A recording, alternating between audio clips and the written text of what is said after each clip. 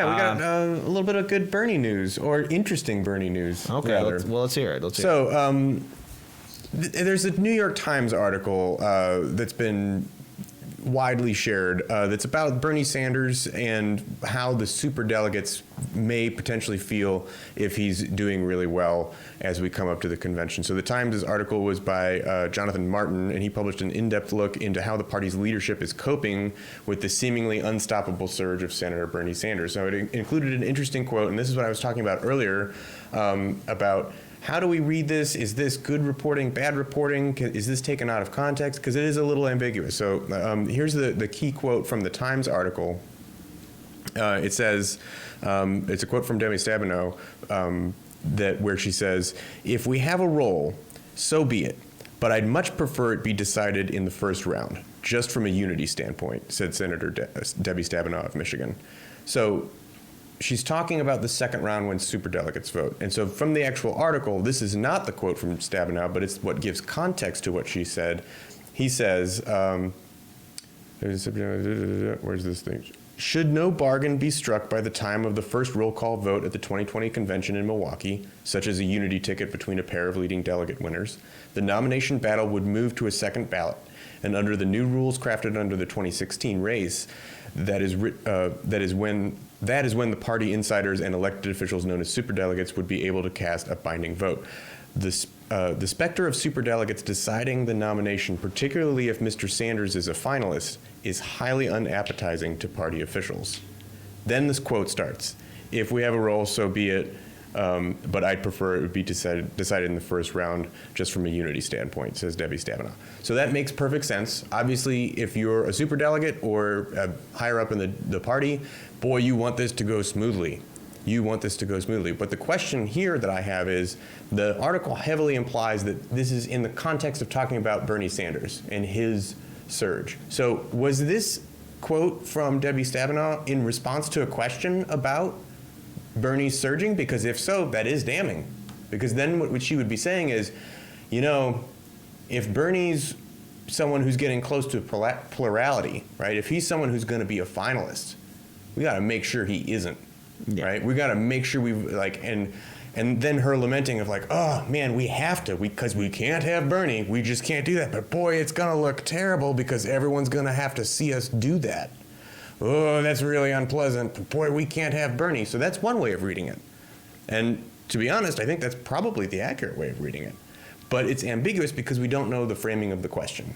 The framing of the article seems to suggest that it was about Bernie's getting higher in the polls, but it could have just been, how do you feel in general about the fact that you could have to do a superdelegate thing, which I would read that as a possible thing. It would look bad if we have to do this, if we don't have this unity, but in comparison to the last several dozen or whatever Democratic Party primaries, superdelegates always used to vote.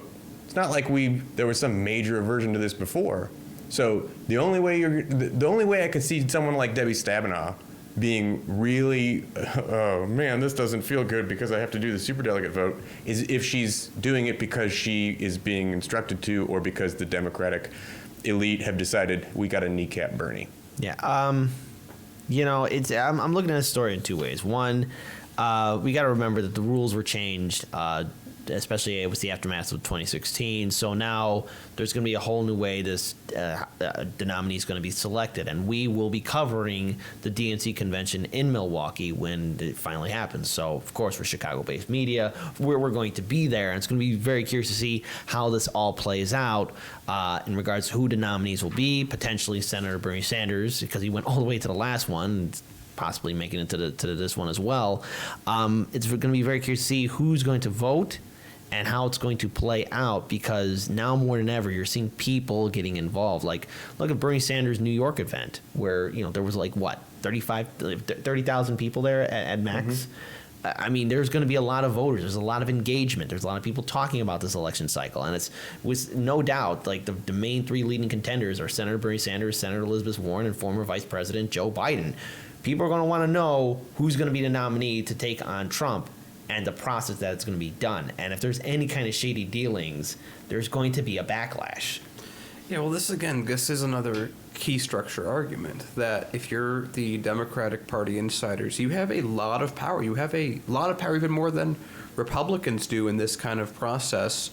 If you're the media, you're obviously you're run by your parent corporations, whoever they might be. Whether it's if you're CNN, CNN and it's Time Warner, whether you're NBC and it's Comcast. Everyone is trying to make money, and we have a lot of multinational corporations that have gotten strong enough to almost be like little moons running around planets in terms of their size and scope. And, we have Apple worth over $1 trillion. I mean, they have their own gravity, so to speak, and they are utilizing it. And Sanders is a threat to, well, every single one of them. Biden's a friend to every single one of them. Warren is openly trying to compromise between every single one of them. But Sanders is a real threat. So if you are a multi-billion-dollar business, if you're a Democratic Party insider, and Sanders wants to democratize the process, that's not good for you. If you are a multi-billion-dollar multinational corporation, Sanders isn't good for you. But if you're a regular person, Sanders is. So, and that's the other thing we've talked about, like with polls, like the way that polls are conducted and how they expect and how they balance it, who they contact and how they use landlines and how it only really, polls are really only asked of a small percentage of the population anyway. So, and then they extrapolate with math that's based on previous assumptions. And the point we've always been making is that the rules of elections are, in this era, not correct or not accurate to how they've been mapped out previously. We saw in the 2018 election how many establishment candidates underperformed their polling. Many progressive candidates exceeded their polling by a lot. Underperformed by what? 1 to 3%. Overperformed by what? 3 to 8%. I remember, what was his name? Richard Ojeda. He took a plus 65 Trump district, and Trump had to come out like 2 or 3 times to help. He turned it into a very nearly a single digit race. He turned it into single digit. Was it a single digit? Yeah. It got to the point where they stole his VA, his veterans doctor medicine, then published it and was like, oh, he's crazy, don't vote for him. And that's where he lost a lot of support, because they did that right at the end, and that was Republicans doing that. But my point is that in a new era with the internet and the complete bypass of most mainstream press, I mean, even look at mainstream television, the ratings that they get, they were losing money because no one was watching them until Trump got elected. And then, of course, to quote Les Nunes of CBS, Trump may be bad for the American people, but he sure is good for CBS, because Trump has single-handedly saved the ratings of all these news stations that were on their way out anyway, and that, and we've not made it a secret to you guys, that we hope to replace the local national TV broadcasting, because television's a dying industry. It takes so much to do. It's so made up. Everyone that's speaking to you is a multimillionaire. Demetrio Manow makes $30,000 a day, which, of course, her entire salary could fund a third of PBS. But and they're all reading from a script. So the point I'm trying to construct is that a lot of stuff that most people hear, and again, even broadcast news, is only heard by several tens of millions of people at a given time. It's not even close to the majority anymore. Most people get their information online. So to get to my original point, a lot of the stuff that is used as metrics to determine who is going to win isn't relevant, or isn't even close to as relevant, and definitely isn't accurate in the way it used to be. So when you read stuff like that, I really take it as they see that too. I don't think that there's any way, shape, or form that the people at DNC are stupid. They may act it. They're just protecting their own key structures. That's fine. But that does worry me, because if the DNC decides that that's the route they want to go, well, congratulations, you've just reelected Trump. And there's another thing too. It's just that people are going to be paying close attention to this. And yes, to our viewers, the convention's going to be in Wisconsin, so it's in Milwaukee. It's going to be one of the major cities in Milwaukee. My fear is that there's going to be a lot of shady deals happening. And, let's face it, with our corrupt system, anybody can buy into an election. Anybody can really dictate how a certain thing's going to play out. And the DNC, compared to the RNC, the DNC has superdelegates.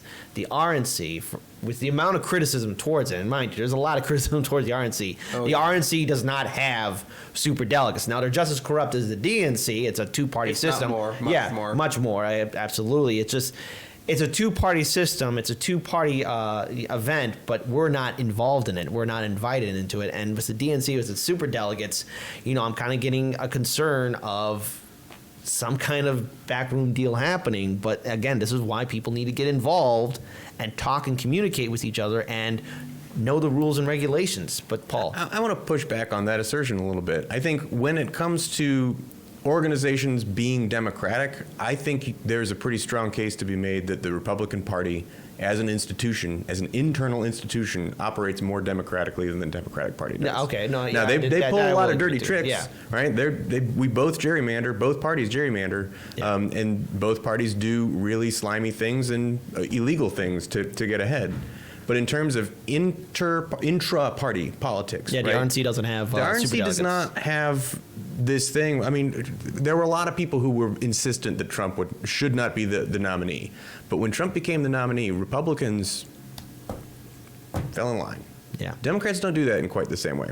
And a couple of other things I wanted to throw in on this story. I think it's important to note that this is it's from a New York Times article. So there's some possibility that it's written from the perspective of, obviously, none of us want Bernie, right? And we're coming at this from obviously progressives do better in elections, and we are more left-leaning in our ideologies, and so we like Bernie. So we look at this story differently, and what we get out of it is different.